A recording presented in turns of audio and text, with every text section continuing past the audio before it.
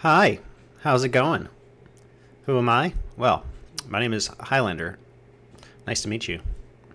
Where am I from? Oh, why MTG Cardsmith? Have you heard of it? What am I doing? Oh, I'm reviewing custom Magic the Gathering cards. Who do we have today? Well, we're reviewing a new cardsmith. A cardsmith named Rayne-Lord. The Lord of the Rain, except not that kind of rain, not the kind you think. What kind of rain is it? I have no idea. But we're looking at his card, Era Ender. Alliteration, I like it. Okay, let's take a look at this card. So this is a 3 mana, 3 color, 3/3 creature, human warrior. It's got an ability called Ravage. Whenever this creature attacks, you may sacrifice an artifact, creature, or land. Okay? Whenever Era Ender ravages a permanent, choose one. Put 2 +1/+1 counters on Era Ender. Defending player sacrifices a non-token permanent. Okay. Nice simple card. Let's see. Let's see what we got going on here. So, I like the art. The art's cool. Great presentation on this card. I don't really see any presentation issues. Text looks beautiful. Art looks beautiful. Very, very nice. Okay. Okay, so let's talk about the card itself. Ravage. Okay, so Ravage, pretty simple mechanic. I have to say, I do find it a little strange that you're ravaging yourself.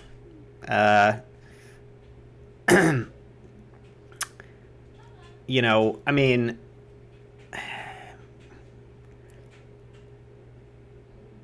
yeah, I don't know. That flavor just seems a little weird to me. Yeah,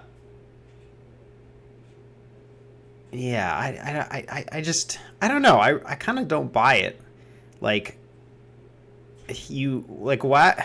You play this guy, and you can let him ravage your own lands. And if you let him ravage your own lands, then he can put 2 +1/+1 counters on himself, so he becomes a 5/5. Wow. Okay. Or defending player sacrifices a non-token permanent. I mean, this design is fine, right? Like, so ignoring the flavor aspect of Ravage that I was just complaining about, this is a pretty cool card. So, you know, you can.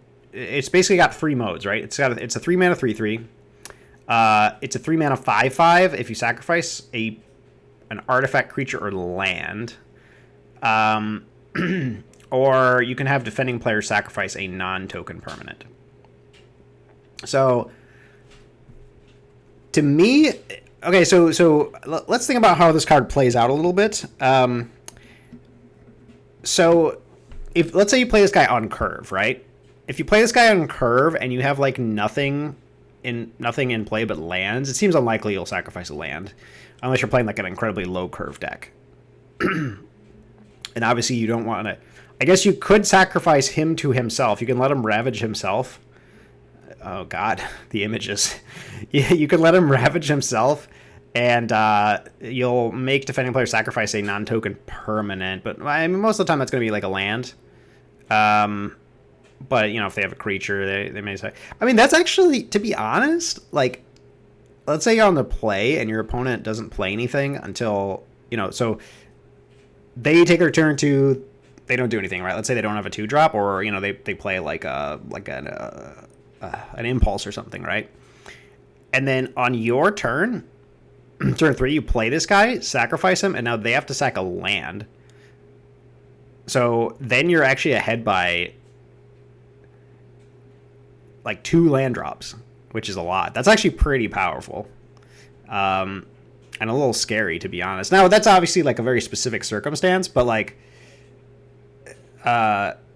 that's kind of scary in the sense that, like, okay, so land destruction is something Wizards obviously doesn't really print anymore. Well, they do print it, but they don't make it good. They make it bad, right? And in this case, this is basically like kind of like a pillage. I mean, they get to choose which land to sacrifice. So luckily, you can't like mana screw them. But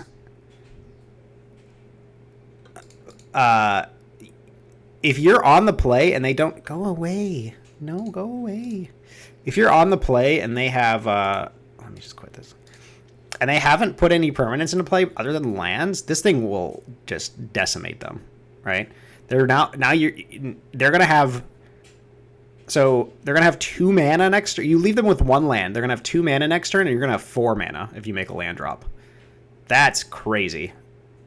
Or they might not even have a land drop, and you could just literally, like, color screw them out of the game. Well, that seems unlikely. And in that case, they would have already been in bad shape anyway. But, so, okay, there's that. That is certainly situational, right? They have to not play any permanents. They have to not play any non-land permanents.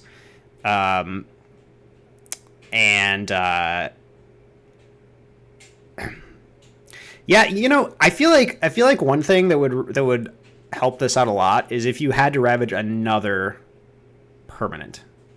Now, that does take away a little bit of the flexibility of this card, for sure.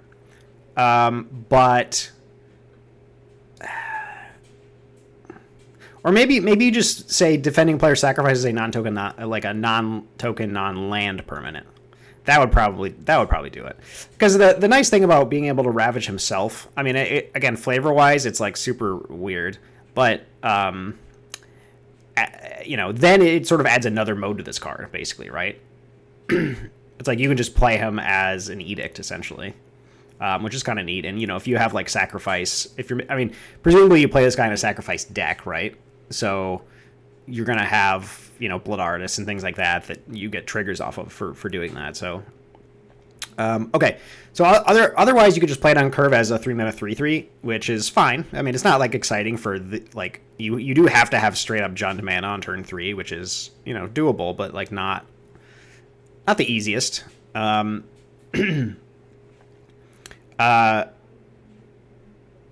And okay, so the other, actually what's even worse, so, okay,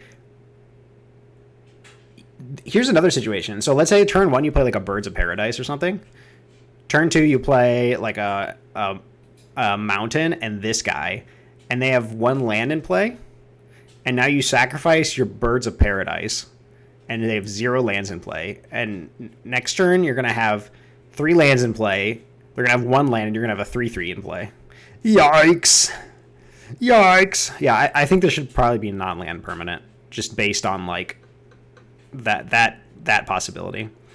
Okay, so let's move on. We've heard all about the land sacrificing thing. Okay, so you could also do that same play and make them a 5/5 if you wanted to. Now, that's obviously, it's heavy tempo, but low in...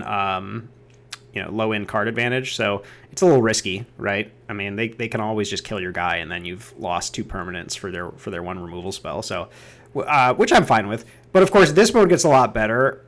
I mean, this is I feel like outside of the situation we were talking about with this, this is a stronger mode. It feels like for most of the game, because if they have early game, I think that this sacrifice is pretty strong, but late game. Or like mid to late game, this mode's going to be a lot better. Especially if you have fodder, like, that you don't mind sacrificing, right? Like, you don't want to sacrifice, like, a real card for this, but, if you're playing a sacrifice deck, you sacrifice an Ichor Wellspring or, whatever it is, Perilous Mirror, right? Get some value out of it. Then you're kind of doing it, right? You get a 3-mana 5/5, so very strong card. And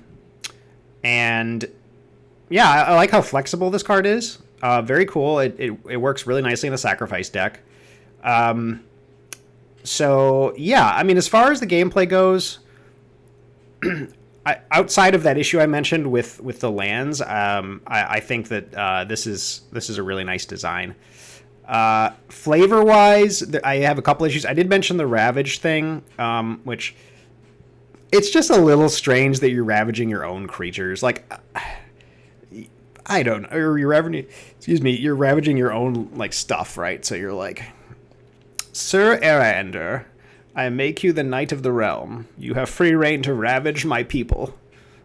It's because, like, all right, I'll ravage myself while I'm at it. say I find that a little strange. Maybe this could use another wording. I mean, this is cute, right? Whenever you ravage as a permanent, but like, it's just weird that it's on your side. And the other thing is, okay, this guy's called Era Ender. I'm not sure exactly what the idea behind that is. I mean, it's a very menacing name, right? A very imposing name. But this guy's just sort of a dude on a horse that pillages. So I'm not sure exactly why this guy is an Era Ender. Maybe it's because, like, he's got better technology than these teepees back here, and so he's, like, ending their era or something. I'm not exactly sure. That's kind of the best thing I can come up with. So let me know in the comments what you guys think about the name here. I mean, it's a cool name, but I don't know if it, like, fits this dude on a horse, you know what I'm saying? So those are really the only two issues I have with this card. Other than that, I think it's a really, really nice one. So I'm gonna give this one. So I'm starting to do out of 10, right? So I'm gonna give this one a 7 out of 10. I think, because of the issues I mentioned. I think this shouldn't. I think this should say non-land, non-token permanent, and I think that Ravage is just a strange name for this mechanic. It's a cool mechanic, right? I mean, it's basically exploit, except it's artifacts and lands, right? So I mean, it's not that unique, but it's fine, right? It's cool enough. So yeah, the flavor and then for the flavor is a little weird, but very, very nice presentation on this card. Cool, you know. I like all the different, like, choices you have with this card. So yeah, I think the design here, other than that land issue, is great. So yeah, that's my review of Era Ender. Thank you guys for watching.